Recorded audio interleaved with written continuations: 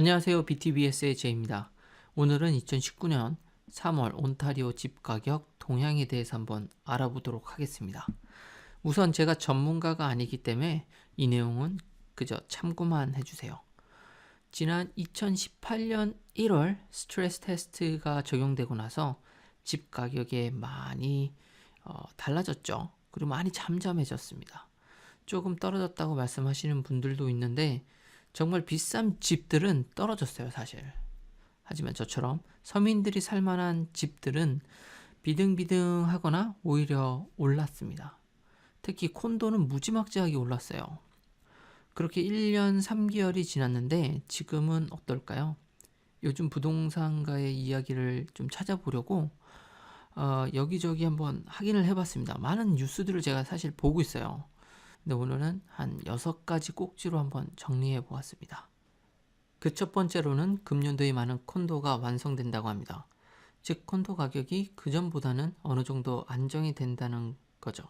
그리고 더 많은 콘도들이 이미 지어지고 있습니다. 보시는 것과 같이 3년 동안 15만 개의 콘도가 팔렸는데 아직 12만 개가 공사 중이에요. 이 중에 많은 부분이 금년도에 완공된다고 합니다. 그리고 콘도를 살 만한 사람의 인컴이 1년에 약 10만 불 정도라고 하는데 도시에 사는 사람들의 평균 연봉이 약 12만 5천 불이라고 하네요. 두 번째는 단독 주택 가격이 점차 상승하고 있다. 지난 1년 동안 많이 주춤했던 단독 주택 가격이 아주 천천히 상승하고 있다고 합니다. 평균적으로 주택 가격이 약 10% 정도 하락한 걸로 보는데 금년도 약 1.7% 정도 상승할 거라고 보네요.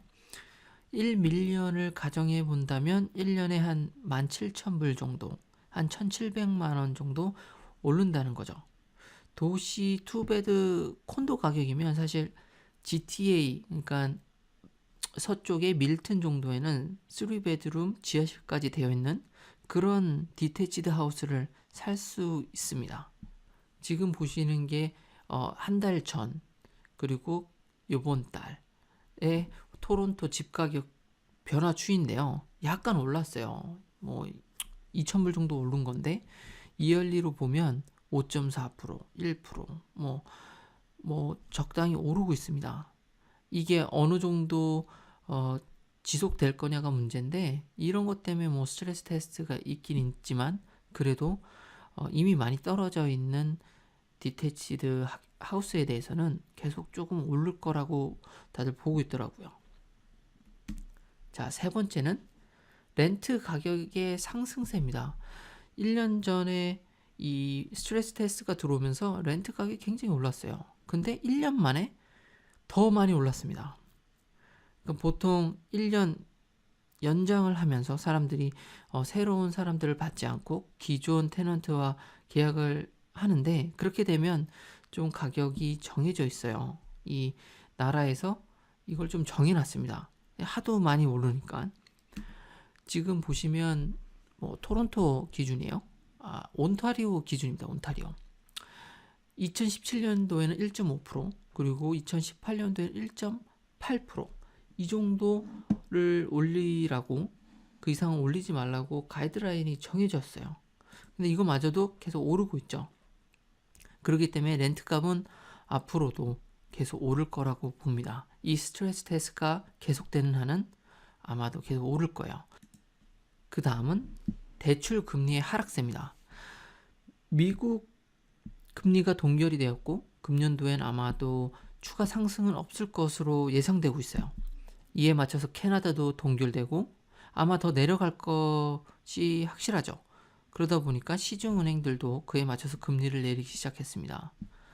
지금 보시면 TD와 RBC를 제가 한번 가져와 봤는데 TD는 한 1년 전까지만 해도 3.5 정말 막 엄청나게 올라갔었어요. 이거 말이 안 돼요. 막 3.7, 3.8 근데 지금 보시는 것 같이 요즘 스페셜 오퍼가 계속 나오고 있습니다. 3년 픽스드가 3.19 나쁘지 않은 것 같아요. 저는 이제 2년 전 거의 3년 전에 했기 때문에 2.3 정도 했거든요. 4년 픽스드를. 그러니까 그때에 비하면 거의 1.5가 오른 상태죠.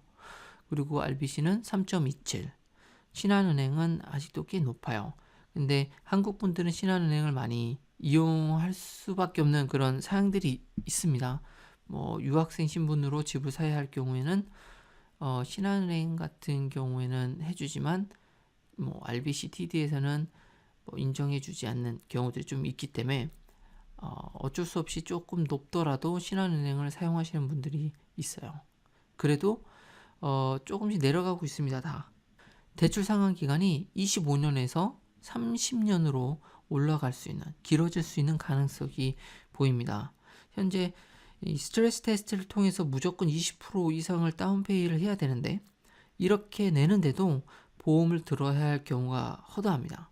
보험을 들어야 한다는 의미는 대출 상환 기간이 25년으로 준다는 얘기죠. 이렇게 되면 매달 내야 되는 금액이 올라가면서 가계 지출이 높아지게 됩니다. 그래서 많은 캐네디언들이 30년으로 대출 상환을 하기를 원한다고 해요. 그래서 의회에서 보험을 들어도 30년 상환 기간을 정할 수 있도록 하는 그런 법안이 진행 중이라고 해요. 여기 예를 하나 들어놨는데요. 이거는 캐나다 방송에서 한 거를 제가 한번 정리해 본 거예요. 지금 이런 집이 있다라고 해요. 디태치드인데 집 가격이 뭐 78만 불이라고 했을 때 다운 페이먼트를 20% 하면 15만 6천 불을 다운페이 할 거예요. 그럼 대출할 금액이 62만 4천 불이 되겠죠? 여기에 3.29 대출 금리를 적용했을 때 25년 상황일 경우에는 이 금액을 대출 받으려는 사람의 연봉이 13만 6천 불이어야 해요. 이 굉장히 높죠. 빌리는 돈이 많아서 그래요. 근데도 뭐 25년이면 이 정도가 필요해요, 연봉이. 근데 30년으로 상환할 경우에는 12만 4천 불, 약 1200만 원의 연봉이 낮더라도 빌릴 수가 있죠. 그 대신 물론 다 좋은 것만은 아니에요. 30년이 됐을 경우에 이자가 더 많이 발생됩니다. 25년과 비교했을 때 약 7천만 원을 더 내야 된다고 해요. 70K면 7만 불이잖아요. 그래서 그거는 언제나 생각을 해 두셔야 돼요. 하지만 워낙 지금은 스트레스 테스트 때문에 돈을 빌릴 수가 없어요, 잘. 그래서 이렇게 30년이라도 늘려서라도 저희가 대출을 받을 확률을 높이려고 하는 사람들이 많습니다.